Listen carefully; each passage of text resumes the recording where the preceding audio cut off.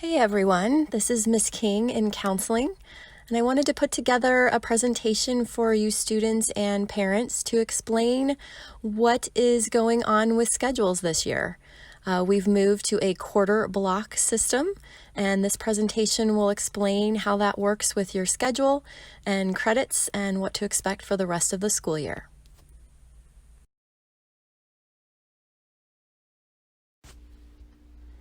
So, how many of you got your schedule over last weekend and were like this young man, super excited that he only has 3 classes? I had students messaging me that were concerned that they only had 3 classes and some that were excited that they only had 3 classes. We're going to explain why having 3 classes is actually still a full school day.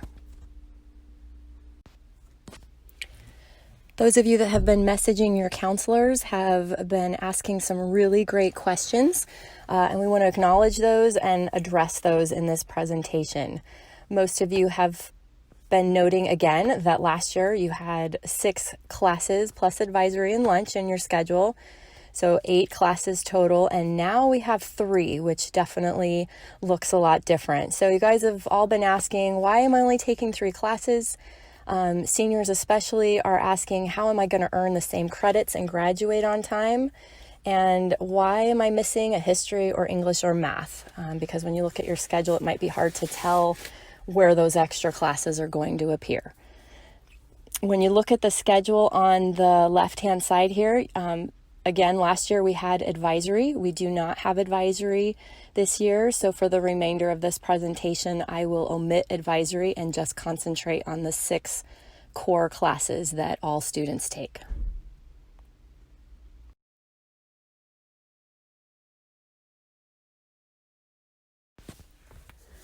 On this slide, I just want to do a little bit of vocabulary review and go over the difference between semesters and quarters. For those of you that are upperclassmen and have met with your counselor a few times and gone over your transcript, this is very old information, but for those of you that are underclassmen, sophomores, and freshmen, this is new for you, so I do want to go over it because we're going to use this terminology throughout the rest of the presentation. So a semester is 18 weeks long. Our semester 1 runs from August to December. Semester 2 runs from January through May, and in the middle of those 2 semesters, we have our winter or Christmas break. Semester 1 is composed of quarter 1 and quarter 2, and in the past, the end of quarter 1 was simply a grading period or 9-week grading period, as you may have heard it called, and then quarter 2 was the second 9 weeks, and that ended semester 1. Quarter 3 and quarter 4 make up semester 2. So quarter 3 again is a 9-week session, and that ends at spring break.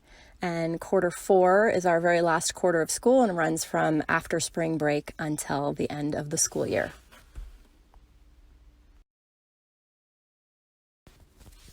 Many of you have been asking, why did we make this transition? And so I think this presentation will clear it up a little bit.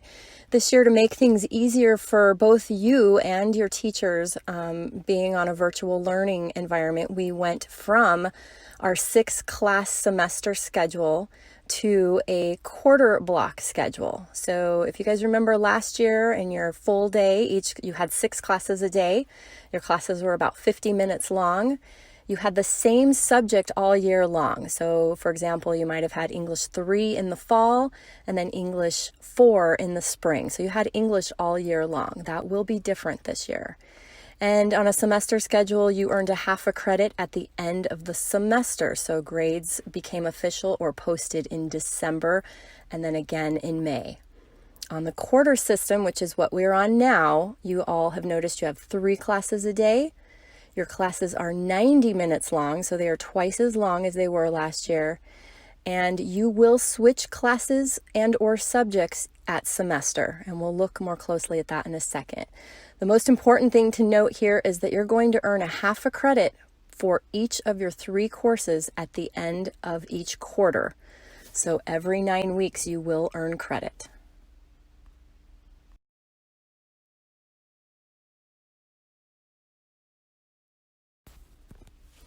To make things a little easier to understand, I've color-coded courses here so you can kind of see the flow.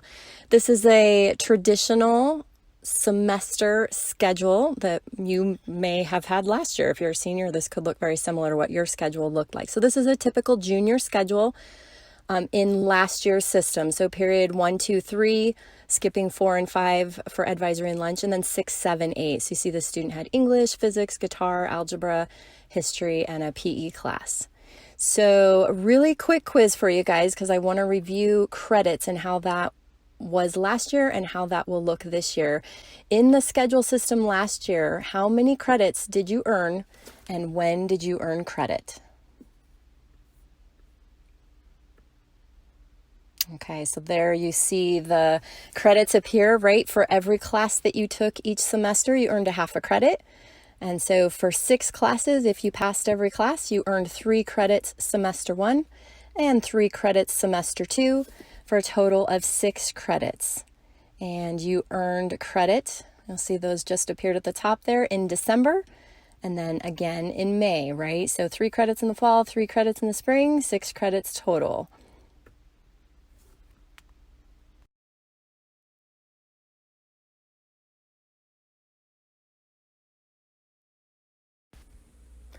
On this side, we're going to take a look at that same junior schedule that we were looking at on the previous slide. And we're going to break it down and see how that translates to the block quarter system. So we're going to take the first 3 classes and split the schedule, if you want to think about it that way. So we're going to take that English 5, physics, and guitar, and we're going to assign that to quarter 1. And we're going to assign the second half of that schedule to his quarter 2. So English 6, physics 2, and guitar 2. We'll do the same thing on the bottom. So we're going to take that algebra 3, 4, US history 1, 2, boys PE, assign the first half of that schedule to quarter 3. So the algebra, US history, boys PE 1. And then the second half of that schedule will go into quarter 4. So the algebra 4, US history 2, and boys PE. And we'll look a little more closely at the quarter schedule on the next slide.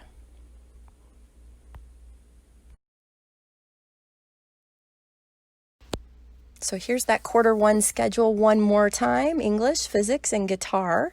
We just want to break down some of the timelines and end dates for quarters so everyone knows when classes are ending. So this student will complete those 3 classes on October 2nd, and then he will take off for fall break, come back from fall break, and take the second half of those classes, the English 6, physics 2, and guitar 2.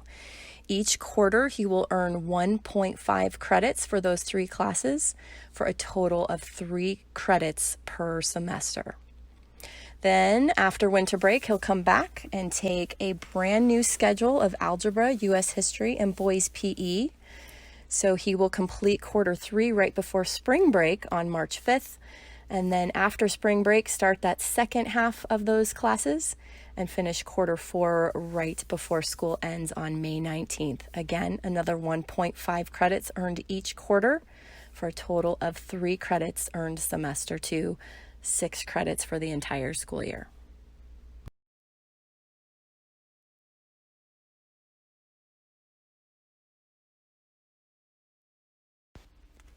And here's what the new schedule looks like in student view. So this is actually one of my current seniors, and you'll notice there's a circle around first quarter up there on the top right.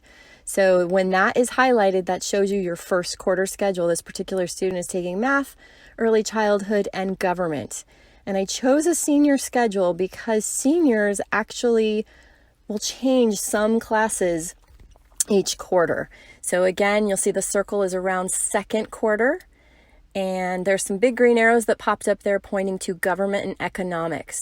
So seniors that are taking government and economics will actually finish all of government in 1 quarter, and then they will switch to economics and finish all of economics in 1 quarter as well. So the student will be done with social studies, math, and early childhood after first and second quarter. And then here is the same student's quarter 3 and quarter 4. Again, you can see the blue circle is circling third quarter, and fourth quarter. So if you want to scroll through your schedule and see what you're taking each quarter, that's where you're going to see those missing classes. So students that have been messaging saying, hey, miss, I don't have history, I don't have math, this is where you're going to see it in that third and fourth quarter. So you're going to see her entire schedule is changing. She's switching to Spanish, acting, and her English course there.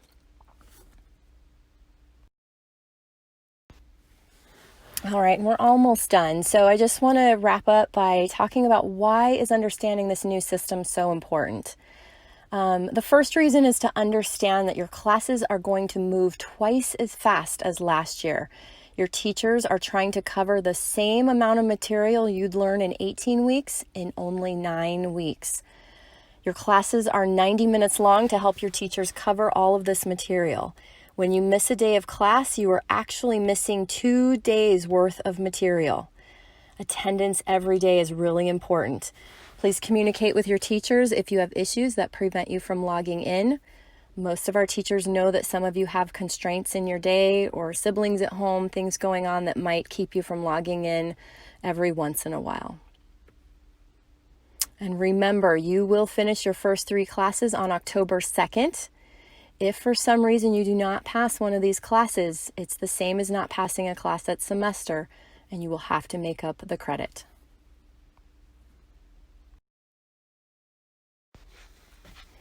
And last slide here.